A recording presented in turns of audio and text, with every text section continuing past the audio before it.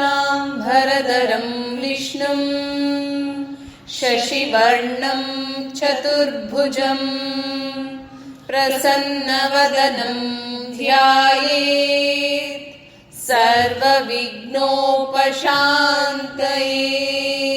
పిల్లలు, మీకు విష్ణుదేవుడు ఎవరు అని తెలుసు కదా. ఈ శ్లోకంలో విష్ణుదేవుడు ఎలా కనిపిస్తారు అని మాట్లాడుకుందాం. విష్ణువు తెల్లని బట్టలు వేసుకుంటారంట. తర్వాత మీరు చంద్రుని చూశారు కదా, ఎలా ఉంటారు? గుండ్రంగా తెల్లగా ప్రకాశిస్తుంటారు కదా.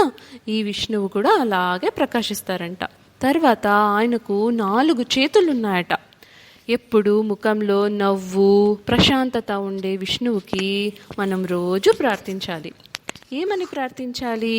మనం రోజు చేసే పనుల్లో కష్టాలు అడ్డంకులు రాకుండా ఉండాలని ప్రార్థించాలి. ఇప్పుడు అర్థమైందా మీకు? మరి ఈ శ్లోకం దేవుడి దగ్గర రోజు ప్రార్థిస్తారా?